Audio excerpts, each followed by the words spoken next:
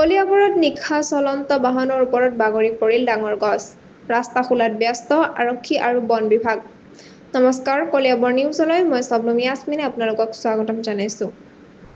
আজি এক ভয়ংকৰ ঘটনা যে কলিয়াবৰত চলন্ত বাহনৰ ওপৰত বাগৰি পৰিল ডাঙৰ গছ। ঘটনাটো ৰাতি সংঘটিত হোৱাৰ ফলত ৰাস্তা বন্ধ হৈ পৰে আৰু যাত্ৰীবোৰ সমস্যাত পৰে। স্থানীয় লোকে খবৰ দিয়াৰ পিছত আৰক্ষী আৰু বন বিভাগৰ লোক ৰাতিৰ ঘটনাস্থলীত উপস্থিত হয়। তৎপৰভাৱে কাম কৰি তেওঁলোকে গছ অপসাৰণ কৰে আৰু ৰাস্তা খুলি দিয়ে। ভাগ্যক্ৰমে বাহনৰ যাত্ৰীবোৰ সুৰক্ষিত আছে বুলি জানিব পৰা গৈছে। এই ঘটনাই প্ৰাকৃতিক দুৰ্ঘটনাৰ বিপৰীতে সদায় সতৰ্ক থাকিবলৈ স্মৰণ কৰায়। এতিয়ালৈকে এইখিনিয়ে। সংযুক্ত হৈ থাকক কলিয়াবৰ নিউজ চেনেলটোৰ লগত। অধিক আপডেট পাবলৈ কলিয়াবৰ নিউজ চেনেলটো ছাবস্ক্ৰাইব কৰক, লাইক, কমেণ্ট, শ্বেয়াৰ কৰিবলৈ নাপাহৰিব। লগতে কাষতে থকা বেল আইকনটো দবাবলৈ নাপাহৰিব। ধন্যবাদ।